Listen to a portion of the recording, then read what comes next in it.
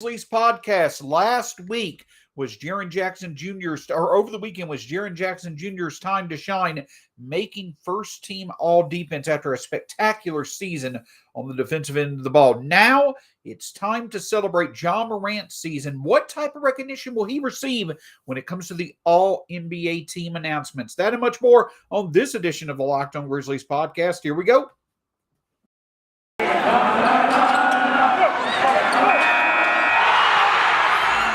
Locked On Grizzlies, your daily Memphis Grizzlies podcast.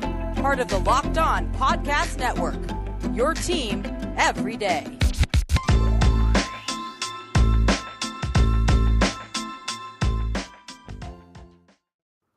Welcome one and all to the Locked On Grizzlies podcast. My name is Shawn Coleman. Hope wherever you are and wherever you are listening, you're having an outstanding start to your day. Obviously, we want to thank you for making Locked On Grizzlies your first listen of the day.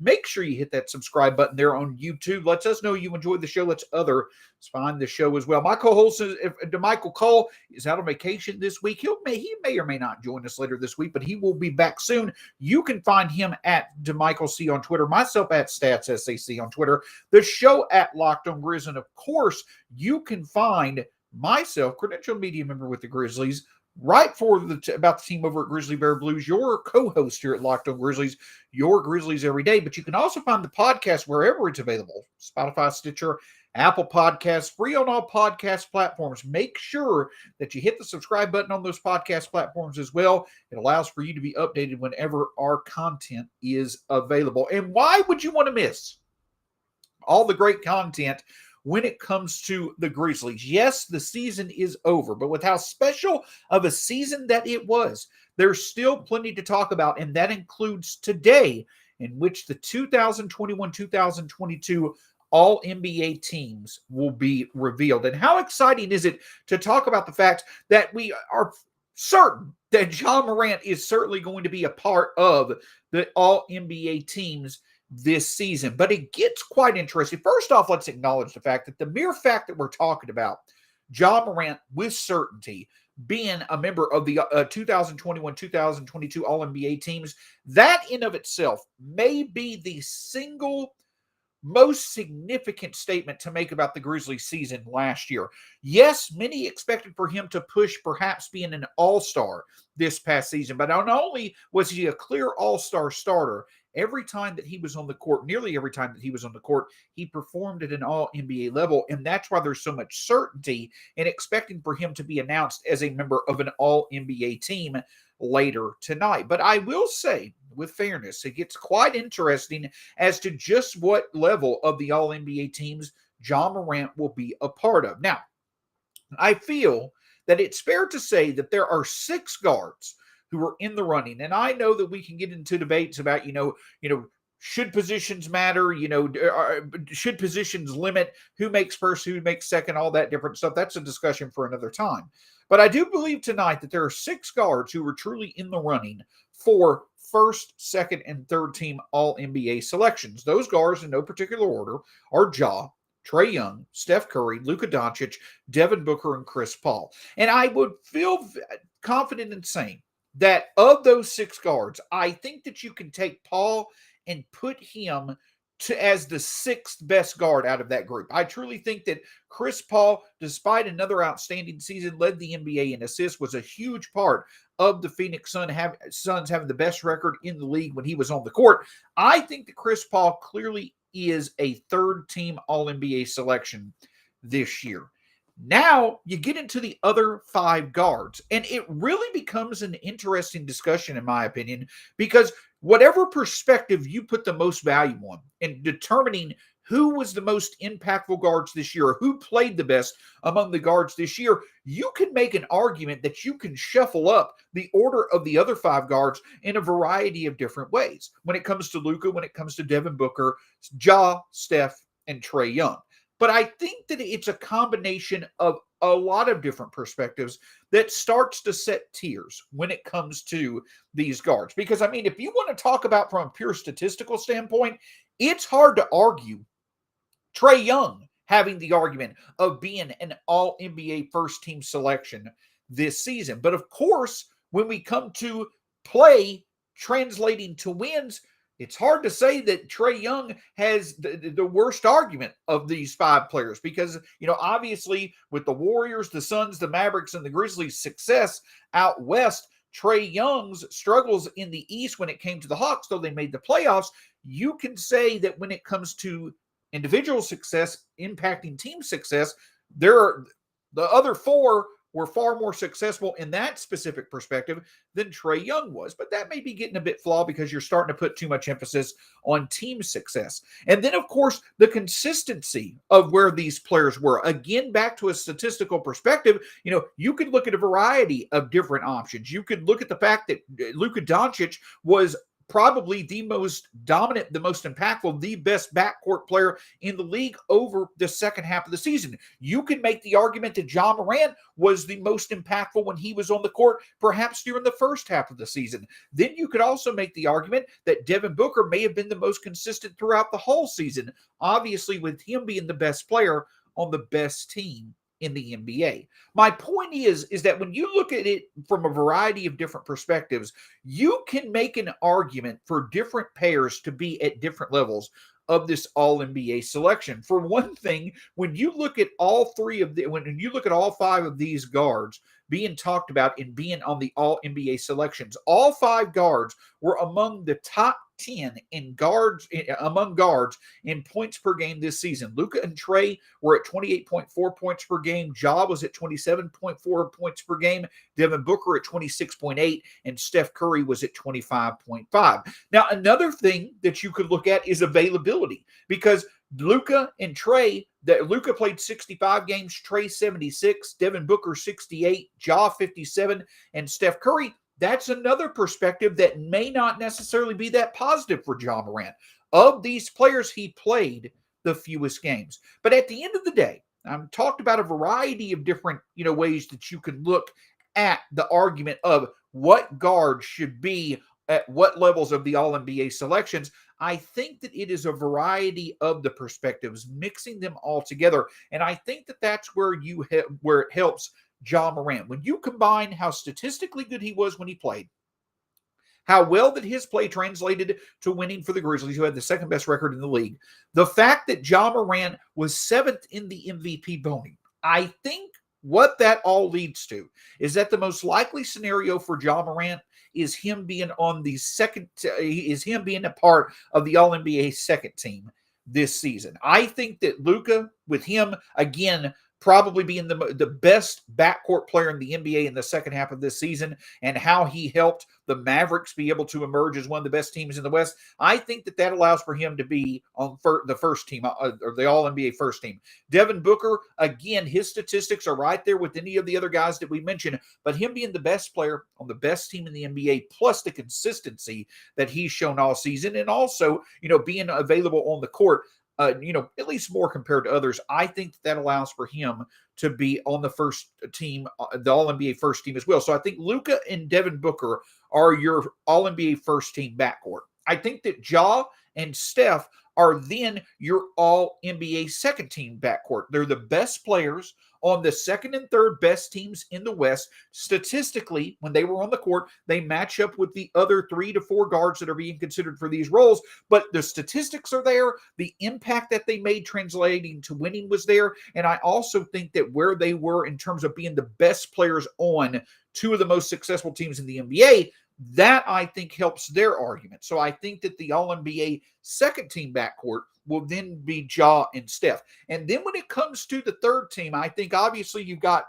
Chris Paul, but I also think that Trae Young, basically because of how good he was statistically this year, though it didn't necessarily translate to success like the other guards play did, I think that Trae Young is going to be on the All-NBA third team with Chris Paul. But I wouldn't be surprised if Trae Young were to potentially find himself on the All-NBA second team.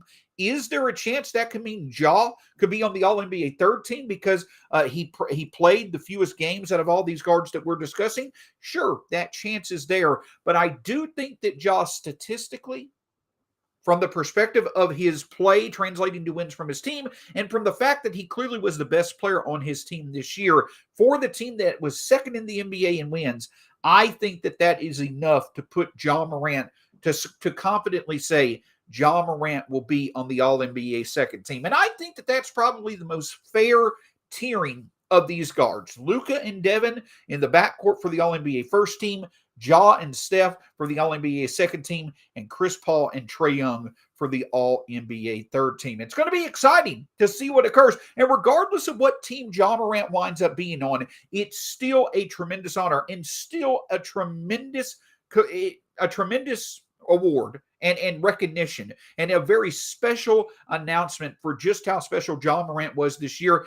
A great result and recognition for all the hard work that he put in. Whatever level of the All-NBA teams Ja Morant is announced to be on, it's going to be a special night for both him and the Grizzlies. But the thing about it is that this is something that we've seen before, but where does Ja start to show that this season that he had for the Grizzlies clearly was the best in franchise history? We'll discuss that in just a moment. But before we do, let's discuss with you about Prize Picks. And I'll tell you this, if you were picking Ja Morant or Trae Young, if you were picking any of the players that I just discussed being among the best bets to get 25 points a night in the NBA this year, you were spot on. Because the great thing about Prize Picks is that it's you picking 2 to 5 players and an over-under on their projections, and you can win up to 10 times on any entry, and it's just you versus the projected numbers. Prize Picks offers any prop you can think of, from points scored to rebounds, even steals. And the great thing about it is that for a limited time,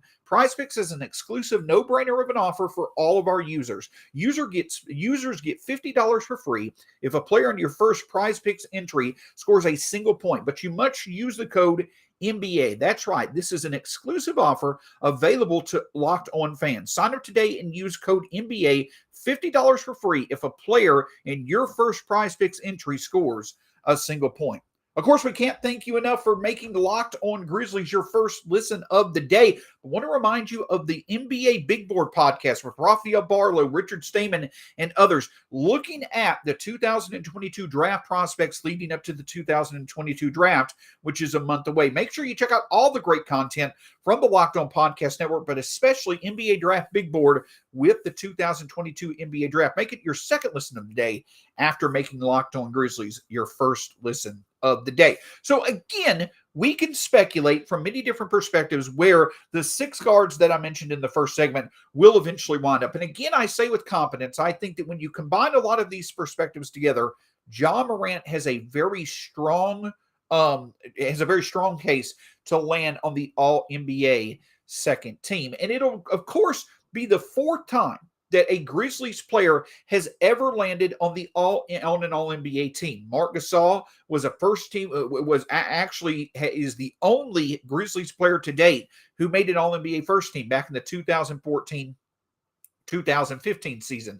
He also made the All-NBA second team in the 2012-2013 season when he won NBA Defensive Player of the Year. And Zach Randolph actually made the 2010-2011 third team. So the 2 biggest talents, arguably, during the grit and grind era, they've been there before. So Ja Morant making an All-NBA team is not an unprecedented occurrence when it comes to Grizzlies franchise history. But the overall production that Ja Morant showed, it certainly is to a different level than what we've seen before. We have not seen a player in Grizzlies franchise history, especially from an offensive perspective.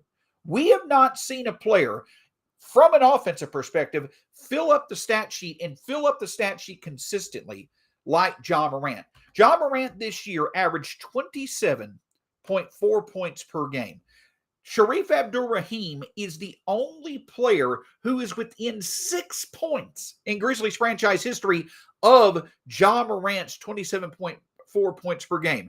In the Memphis era of the Grizzlies, Mike Conley averaged 21.1 points per game during the 2018-2019 season. Obviously, a very special season in which for his final one in a Grizzlies uniform. But we've not seen a player have the scoring prowess that Ja Morant had. The great thing about it is that Ja Morant, yes, he did not come really close to testing Shareef Abdur-Rahim's 1,829 points in a single season, because Ja Morant did miss quite a few games this year.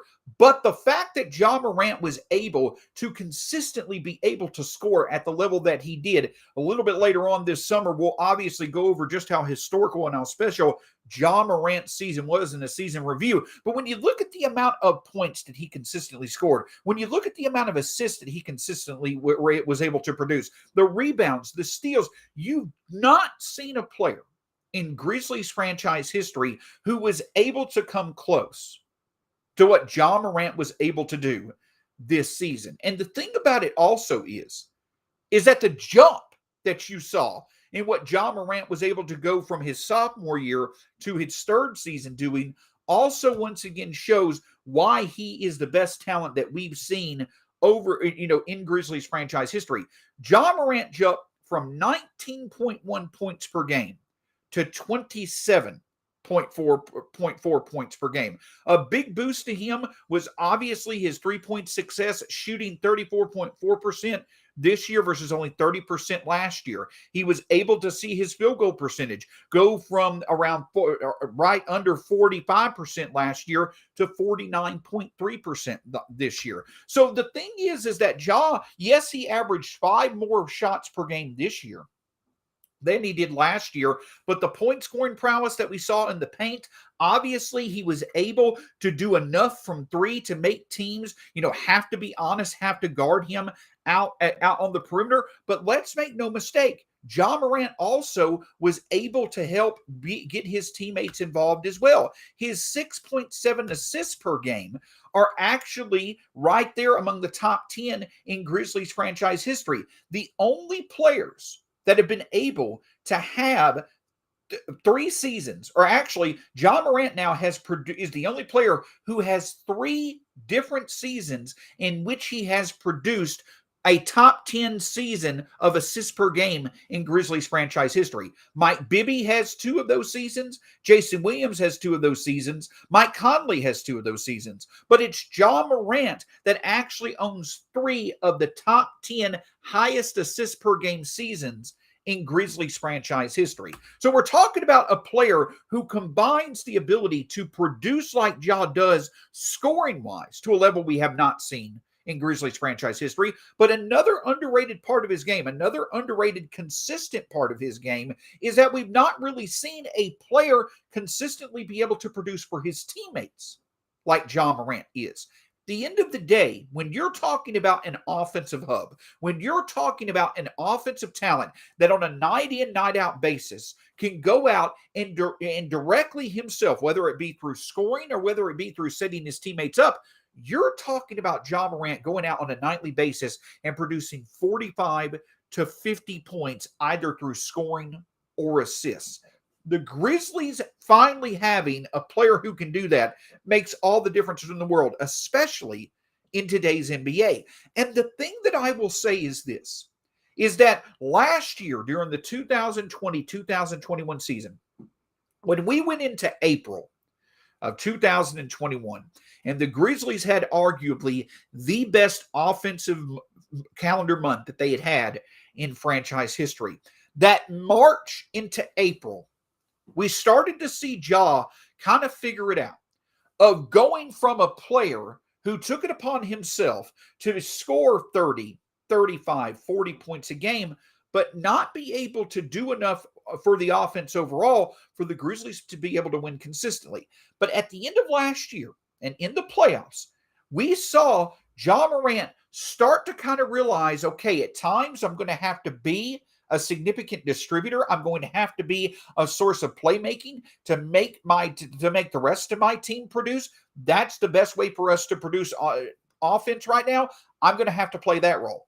Or Ja going into being an alpha scorer, one of the best scorers in the NBA like he was this season. We saw glimpses of that during the 2020-2021 season. Last year, or this past season, 2021-2022, we saw Ja put it together.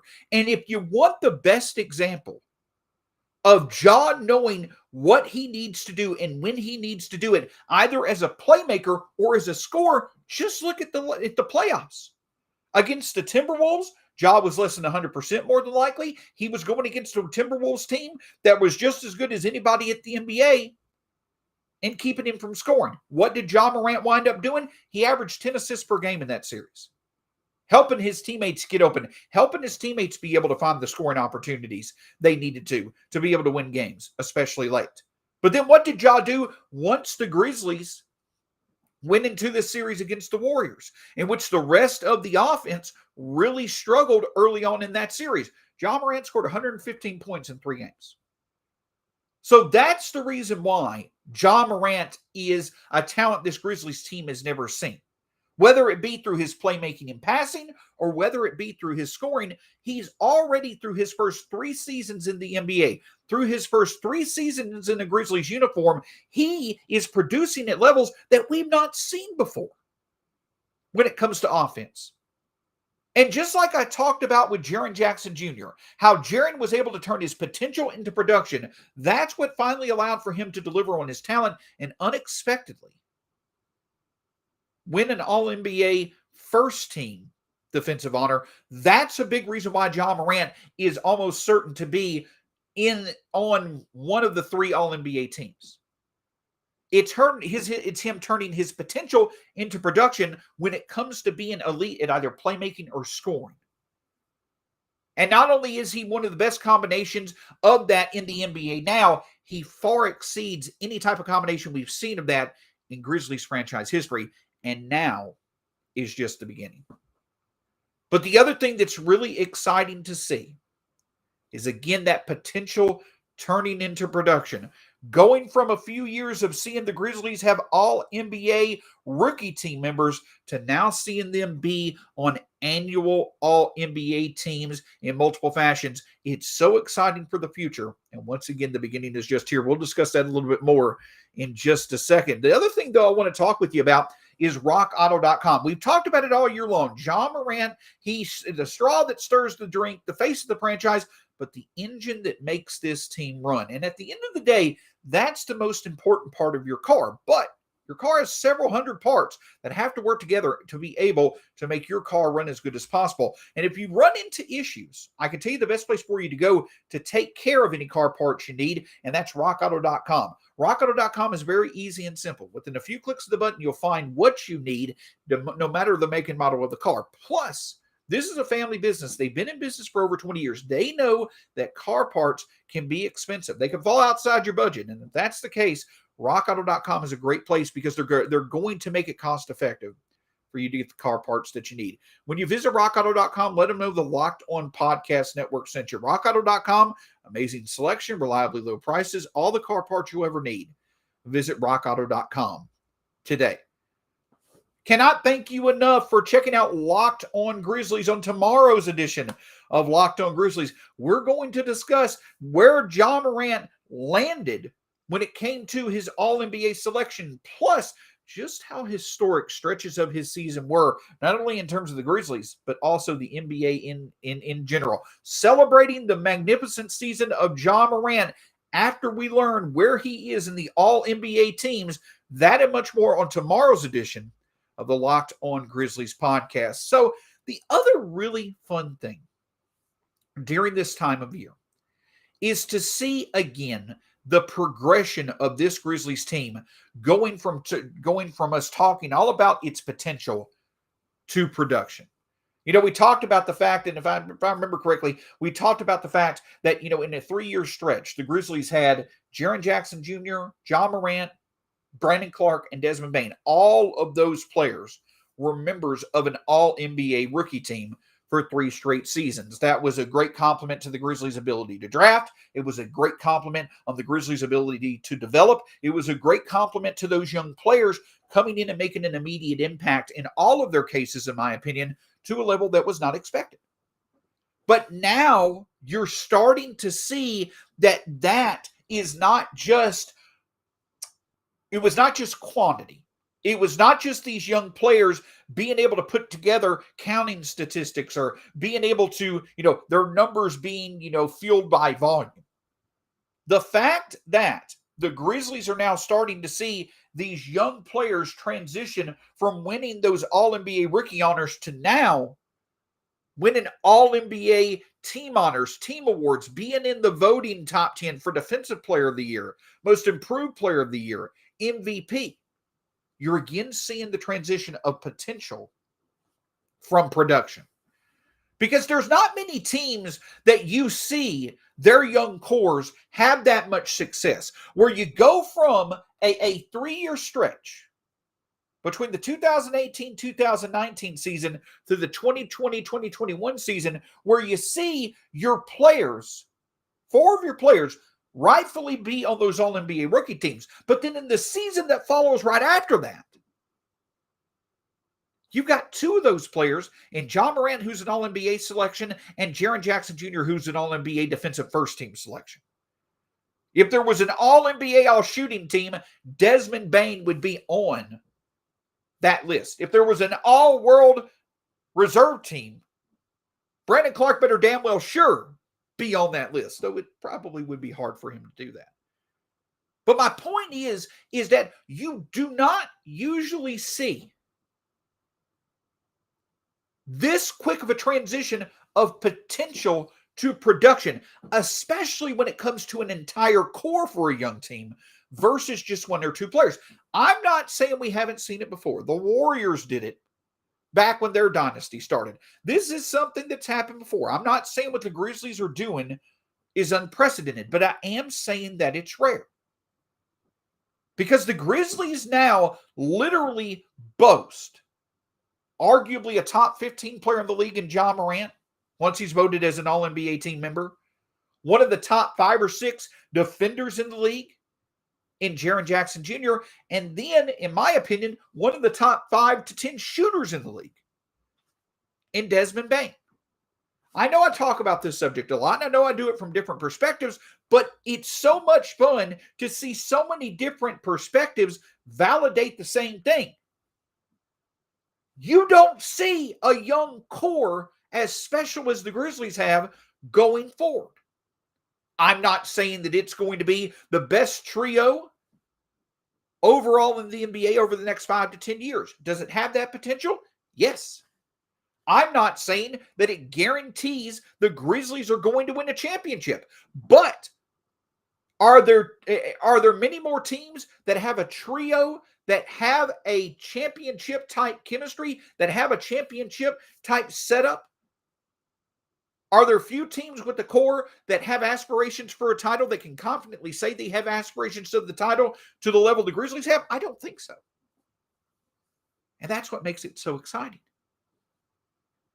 And the key here is that, again, you have room for improvement as well. If Jaren Jackson Jr., as I mentioned on yesterday's show, is able to put some of the components from his sophomore year on offense together with another dominant all-defensive season, you've got a guy who's pushing all NBA levels. If Ja Morant's consistently going to be able to hit threes better moving on, can stay on the court a bit more during the season, you've got a legitimate candidate for first-team All-NBA. You've got a legitimate MVP candidate. And then if Desmond Bane is able to shoot the 3, and if he continues to take advantage of his strides in his game where he wants to shoot 8 to 10 threes per game and get better at all 3 levels, you've got a guy who probably can push to make an all-star team a few times during his career. Again, this is not unprecedented.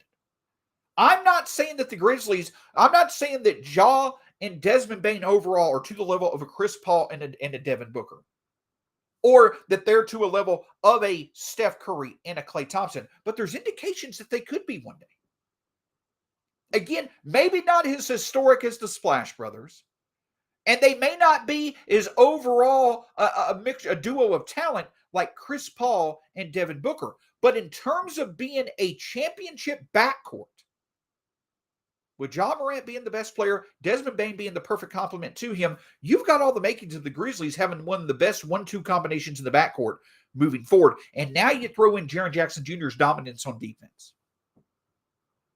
Ja Morant consistently is someone that points out that when he wins an individual award, it's recognition of the entire team's efforts to support him. It's recognition of all the hard work that the team has done to make the most of him continuing to exceed expectations, his progression to superstardom continuing.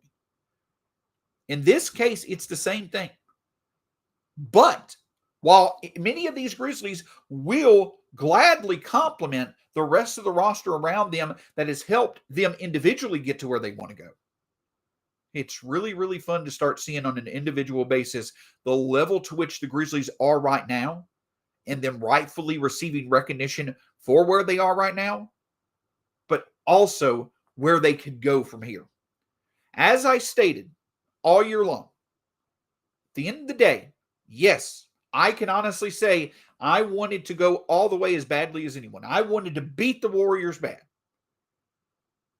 I felt that a competitive second round matchup where the Grizzlies potentially were not able to go to the Western Conference Finals, that always likely going to be the most likely scenario for this season. However, and I will continue to say this about the 2021-2022 season for as long as I possibly can, the biggest development from this year is the progression of Ja, Bane, and Jaren,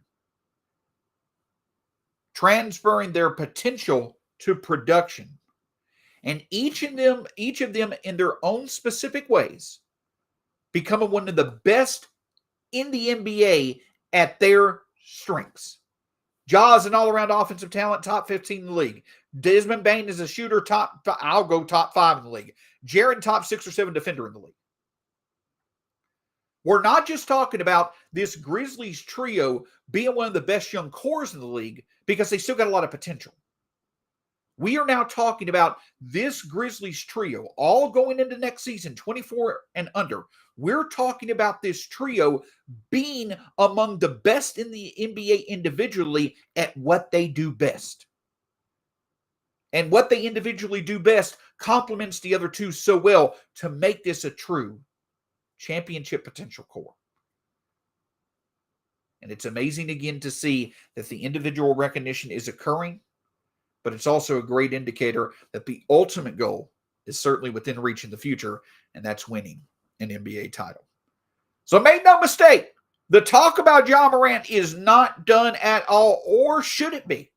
We are going to make sure to have a fun episode tomorrow celebrating the official recognition of Ja Morant as an All-NBA team member. Hopefully second team. Heck, maybe we'll get the ultimate surprise and he'll be first team. I'm not expecting it, but I was a bit surprised when Jaren made All-NBA first team. Maybe we'll be surprised once again. Can't thank you enough for checking us out here at Locked On Grizzlies. You can find the show at Locked On Grizz, myself at Stats SAC, the podcast wherever it's free on all podcast platforms. Just hit that subscribe button below. Also at Locked On Grizz, my co-host at DeMichael C on Twitter as well. And again, right here on YouTube, hit that subscribe button below. We all know that you enjoy the show. It helps others be able to find the show as well. Until tomorrow, here's hoping a first or second team All-NBA selection awaits Ja Morant, and we'll break it all down on tomorrow's edition of the Locked On Grizzlies podcast.